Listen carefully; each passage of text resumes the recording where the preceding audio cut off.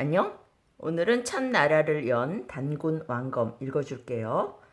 원작 일연, 글 정출헌, 그림 김성민, 여원 미디어. 첫나라를 연 단군 왕검. 건국 신화 얘기네요. 어둠과 빛이 만나 아침을 빚어내듯 하늘의 신 환웅과 땅의 곰 웅녀가 만나 단군이 태어났어요. 아침은 낮과 밤의 시작, 단군은 아침의 땅 아사달에 나라를 열었죠. 우리 결의 첫 번째 나라 조선의 아침이 밝아옵니다. 첫나라를 연 단군 왕검. 아득히 먼 옛날 하늘과 땅은 하나였어요. 안도 없고 바깥도 없었지요. 세상은 온통 칠흑 같은 어둠뿐이었어요. 시간이 흐르고 흘러 하늘은 신의 나라가 되고 땅은 인간의 나라가 되었죠. 하늘나라는 환인이 다스렸어요. 환인은 참으로 인자하면서도 공평하게 하늘나라를 다스렸죠. 하늘나라에는 부족함도 없고 다름도 없었어요. 언제나 웃음이 넘쳐나고 오색 구름이 뭉게뭉게 피어나는 평화로운 곳이었죠. 땅의 나라에는 사람들이 살고 있었어요. 삼삼오오 무리지어 사냥도 하고 여기저기 다니면서 과일도 따먹었어요. 하지만 겨울은 몹시 추웠고 가뭄 들면 먹을 것이 없어 자주 다투었어요. 더구나 잘잘못을 가려줄 임금도 없었죠. 하늘나라의 으뜸신 환인에게는 환웅이라는 아들이 있었어요. 환웅은 혼란스러운 땅의 나라를 볼 때마다 가슴이 아팠어요. 어찌하면 살기 좋은 인간 세상을 만들 수 있을까? 환웅은 날마다 땅의 나라를 내려다보았죠. 환인이 환웅의 마음을 모를 리 없었어요. 환인은 어디가 좋을까 하고 오랫동안 땅의 나라를 두루 살펴보았죠. 아, 저곳이면 되겠구나. 우뚝 솟은 세 개의 봉우리와 맑은 물이 넘쳐 흐르는 계곡, 끝없이 이어지는 산자락, 그 끝에 넓게 펼쳐진 들판이 있는 산. 태백산은 땅이 기름지고 사람들이 착하여 나라를 세우기에 더없이 좋았죠. 환희는 땅의 나라로 내려가는 환웅에게 천부인 3개를 주었죠. 이것은 나라를 다스릴 때 필요한 거울과 칼과 방울이다. 거울은 세상을 환하게 비춰주니 옳고 그름을 가릴 때 쓰고, 칼은 세상을 어지럽히는 악의 무리를 물리칠 때 사용하여라. 방울은 하늘에 기도할 때 올리도록 하여라. 마침내 환웅은 5마리의 고니가 끄는 수레에 올라탔어요. 수레는 맑은 피리 소리를 따라 하늘을 날아갔죠. 3,000명의 신하들이 그 뒤를 따랐어요. 태백산 꼭대기 그곳에는 박달나무 한 그루가 있었어요. 환웅은 박달나무 아래로 내려갔죠. 곧이어 소식을 들은 사람들이 하나 둘씩 모여들더니 어느덧 태백산과 이웃마을은 많은 사람들로 활기가 넘쳤어요. 사람들은 이곳을 신시라고 불렀죠. 하늘에서 내려온 신의 도시라는 뜻이에요. 그리고 환웅이 내려온 나무를 신단수라고 불렀어요. 신단수는 하늘나라와 땅의 나라를 연결해주는 나무이지요. 환웅은 바람의 신 풍백, 비의 신 우사, 구름의 신 운사를 불렀어요. 풍백, 그대는 따뜻한 바람이 불게 하여 만물의 생명을 불어넣어라. 운사, 그대는 떠다니는 구름들을 모아라. 우사, 그대는 사람들이 농사 짓는데 알맞도록 비를 내려주어라. 그러고는 사람들에게 농사 짓는 법을 알려주었죠. 곡식 심고 기르는 법을 하나하나 일러주고 나무와 청동으로 쟁기와 호미 같은 농기구를 만드는 법도 전해주었어요. 마치 자식 키우는 부모의 마음으로 백성들을 돌보았어요. 여러 해가 지나자 땅의 나라에는 먹을 것이 넉넉해졌죠. 그러나 어떤 사람은 병에 걸려 일찍 죽고, 어떤 사람은 다른 사람의 물건을 훔치고, 어떤 사람은 걸핏하면 이웃들과 다투기 일쑤였어요.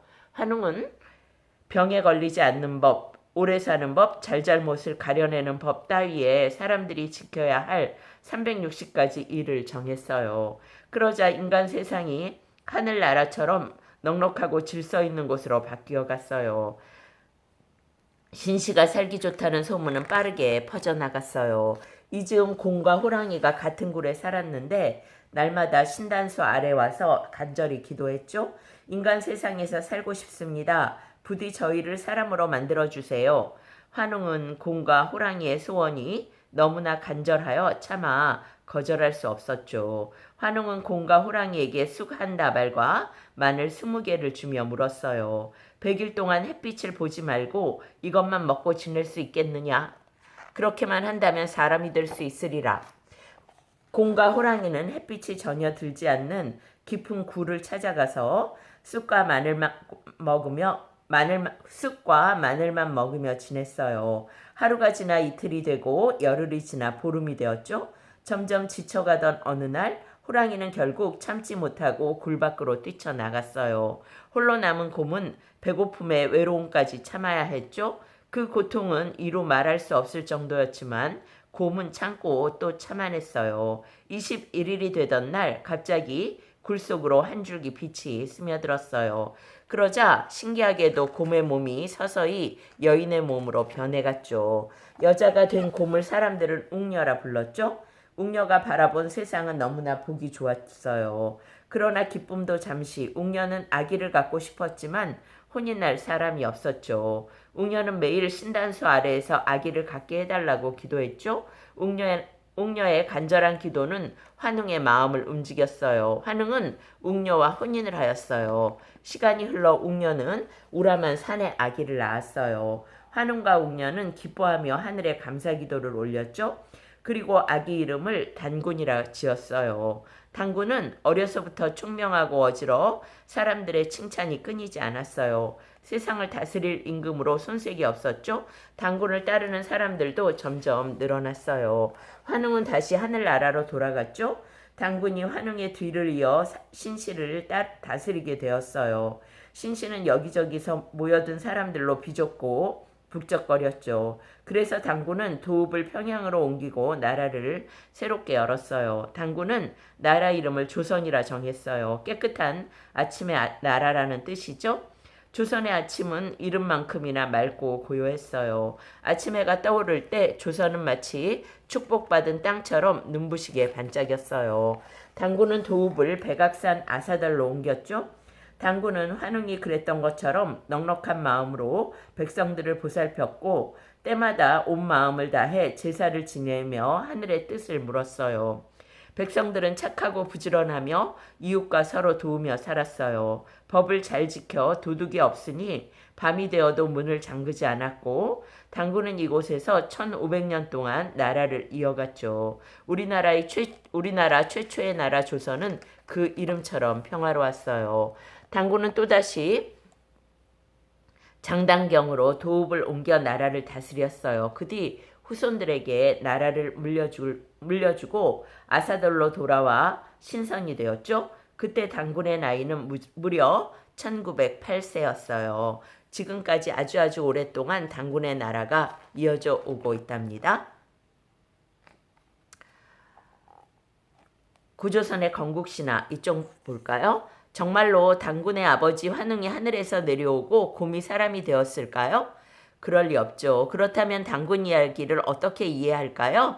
이것은 고조선이라는 나라가 어떻게 세워졌는지 보여주는 하나의 신화죠. 신화는 간단히 신들의 이야기라는 뜻이죠. 그리스 신화, 중국 신화 들어본 적 있죠?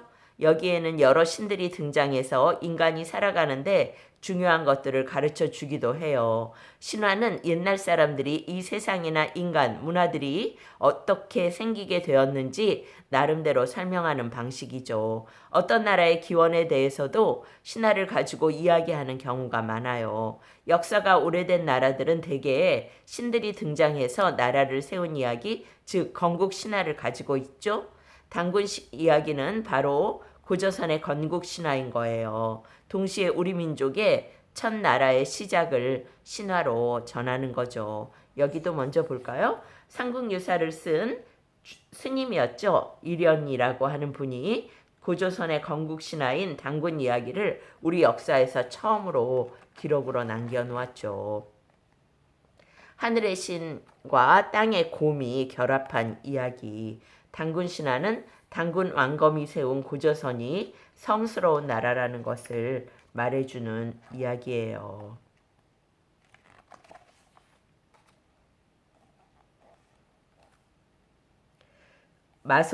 미송리형 토기 평안북도에서 발견되었네요. 고조선 초기에 사용된 것으로 보입니다. 그 다음에 세형 동검, 세라는 건 가늘다라는 건데요. 가는 동검인데요. 청동으로 만든 칼과 창이랍니다. 고조선 군사들은 칼날이 더욱 단단하고 세련된 모양의 세형 동검을 사용했죠. 여기가 고조선이네요. 고조선은 바로 청동기 국가였던 거네요.